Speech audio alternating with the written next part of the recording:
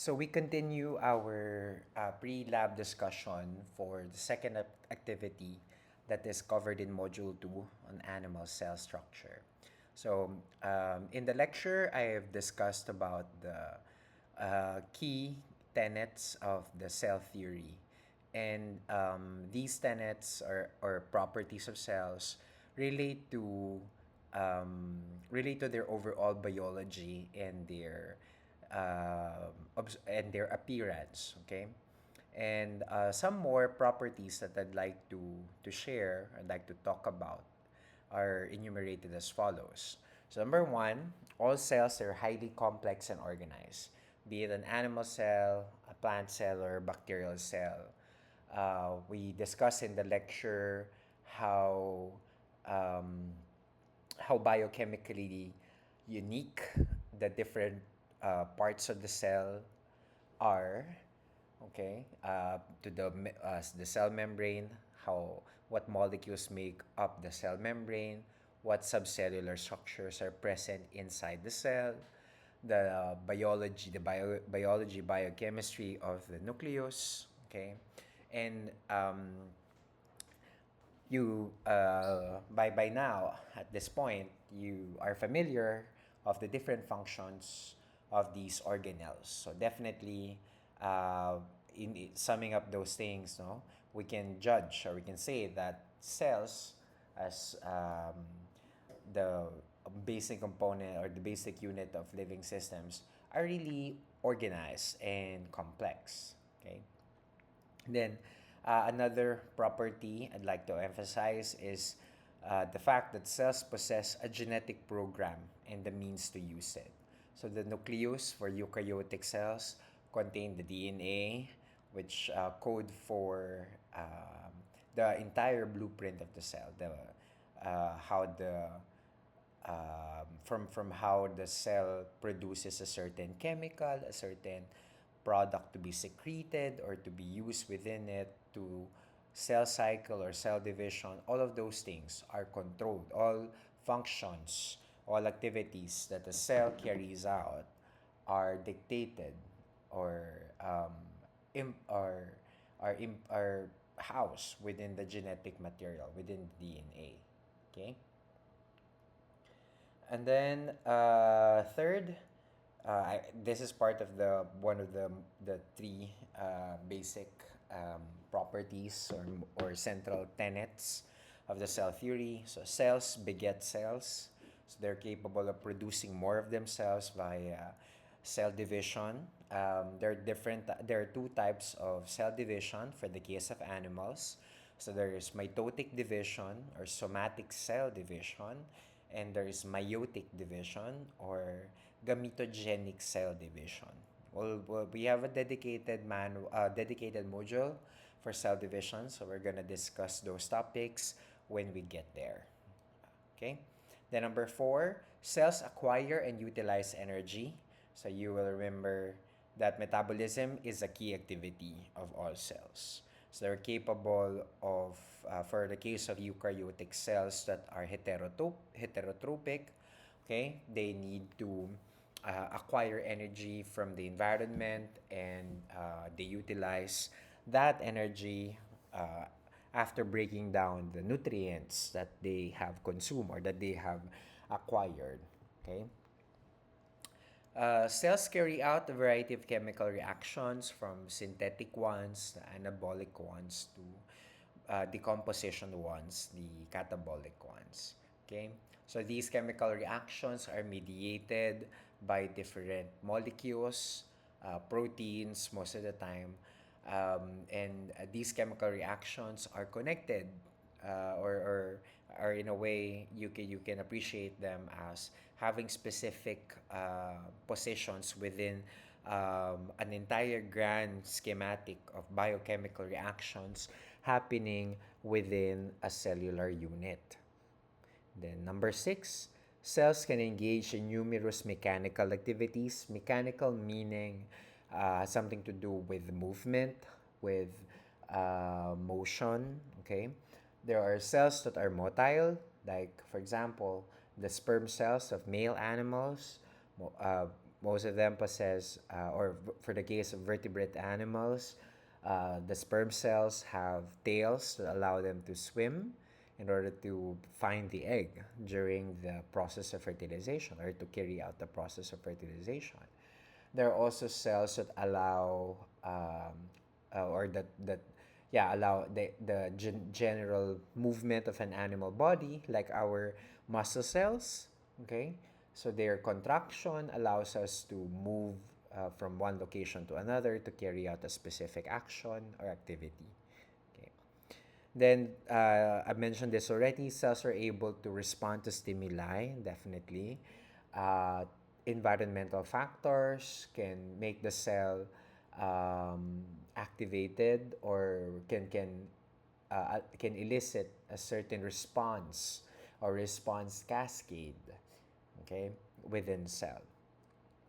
And then cells are capable of self-regulation. So homeostasis is central to living systems. And for the case of cells, even as the most basic unit, very small, even though small in size, cells are able to regulate themselves. So,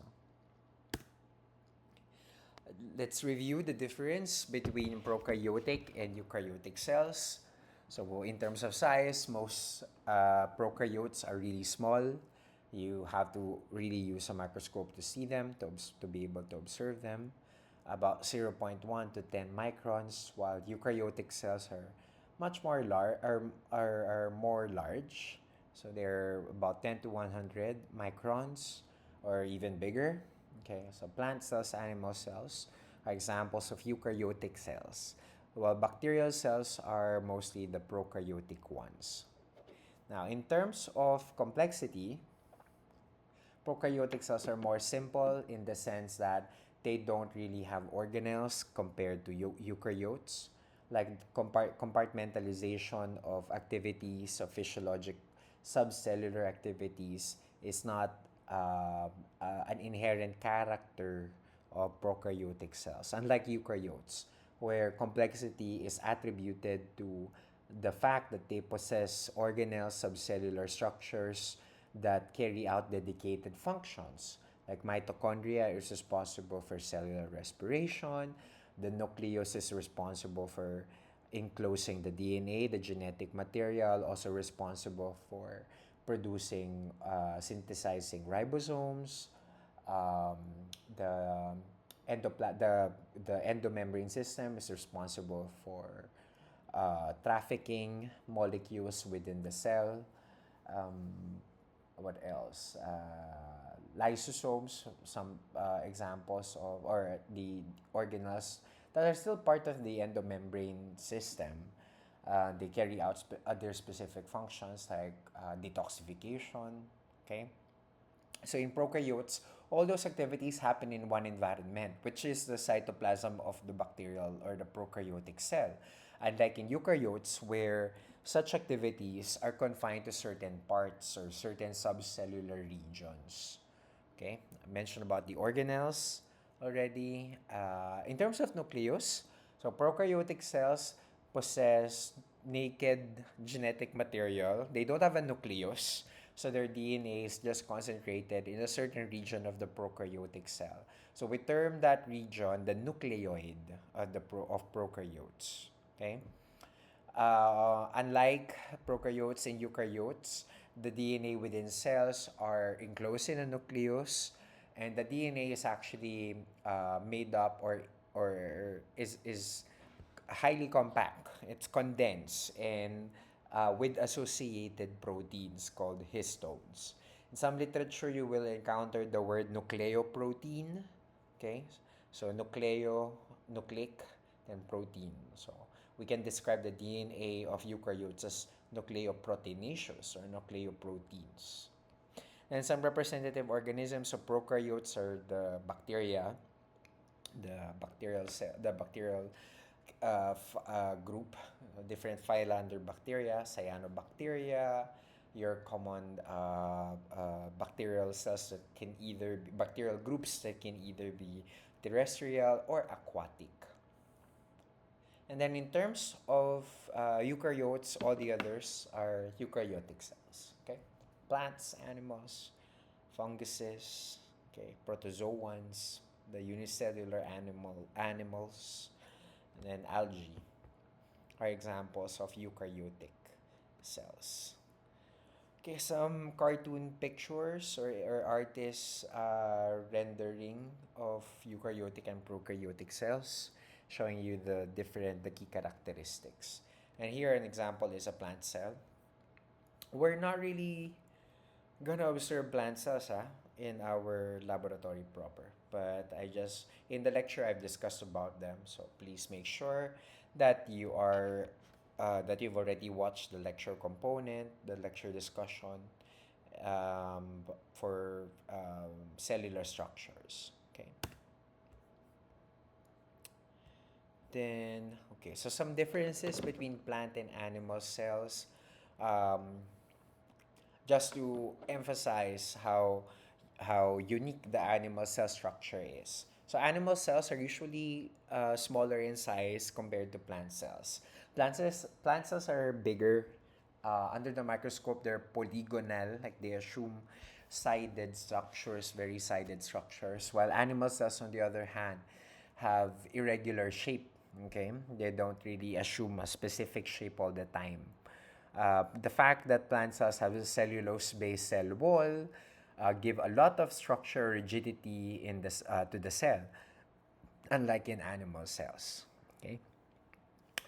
In terms of chloroplast, which is an organelle only found in plants. Okay, animal cells, because we cannot produce our own food, or because we don't have chloroplasts, we cannot produce our own food.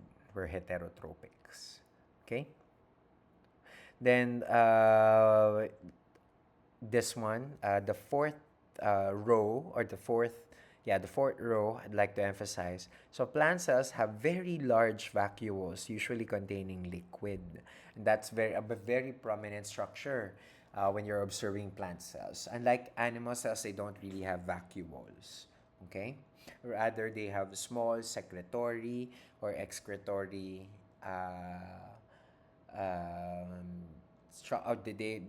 they produce smaller structures that allow excretion or secretion of products, usually enclosures of membranes. Okay.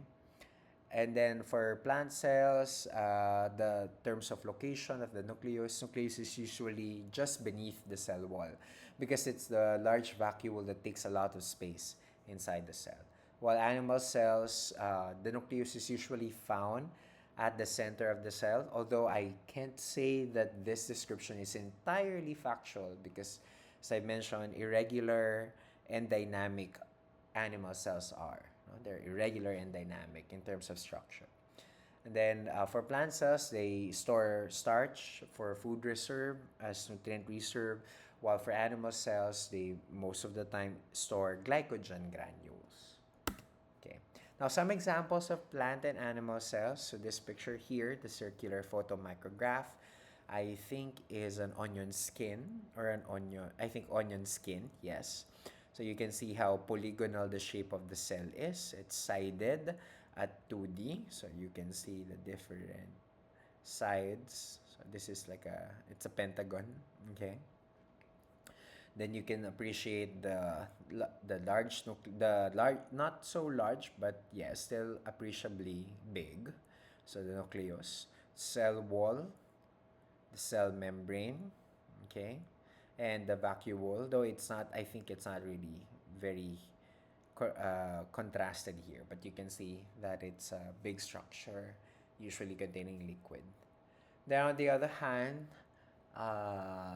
this is an animal cell, circular in shape. Okay, it's not really, sorry.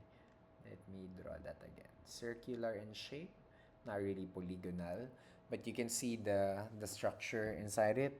The most prominent one, of course, is the nucleus. Okay. I will skip this slide. We've been discussing about animal cell structure in the lecture as well, or I mean in the lecture already, so I don't have to rediscuss these animal cell organelles. Okay. Then just a review of the key organelles that can be found in the animal cell. You have your, so for the nuclear region, you have the nuclear envelope, the nucleus, the nucleolar region, okay, the nucleoli. For the case of the endomembrane system, we have our rough endoplasmic reticulum, our Golgi apparatus, the lipid droplets, okay, uh, lysosomes, other secretory granules. Then we have the mitochondria, specific for cellular respiration. And then we have our filaments, our microtubules, microfilaments, our intermediate filaments, essentially our cytoskeleton. Okay. Now, for the lab proper, before we start, please be reminded that you must wear your laboratory gowns. For the women, for our ladies, please wear ponytails if your hair is too long, so that you avoid being disturbed by your hair, or being getting contamination by allowing your hair to just sway left to right. Then make sure that you have your cleaning kits, right? Before we start the lab proper, you must disinfect your laboratory table, your laboratory island table, your side of the laboratory island. Please disinfect with an alcohol, and then you must remove everything on your hands, or your watches, your rings, bracelets during our activity, so that you don't get them contaminated of whatever is in the laboratory. And then later on, as we complete our lab proper, you have to tuck in or tuck away all your equipment and disinfect your workplace again before you leave. Okay? The procedures are listed in the handout, or described in the handout I have provided. There are six major procedures. As I have discussed last week, what I am proposing, or what I expect you to do is, you should have read through the procedures before our lab proper session, and I'm hoping that you will understand the procedures before we start, so that your carrying out the lab proper will be very easy. Okay, so six procedures will be carried out. You should be able to, number one, manipulate your compound microscope. Number two, compute for microscopic measurements. Number three, must be able to measure the size of your specimen via the practice of micrometry. And then for our module on animal cells, number four, you must be able to view the specimens under your compound microscope. You must be able to visualize the structure of two animal cells. So you'll prepare and observe blood cells and cheek cells. Okay? Some key terms for further study and review in anticipation of our post-lab discussion. So there are 7 that I've listed down here. Please take note of them. I expect that you will do your advanced study or reading on how these terms relate to our module number 2. Okay? So that ends our pre-lab discussion. As we For Saturday, we'll start directly with our laboratory proper. So you'll have 2.5 hours to complete the observations. I'll be also please expect that there is a live lab performance assessment for Saturday. Total of, I think, 20 or 25 points. I don't remember exactly, but we will have lab performance assessment for each group and each individual.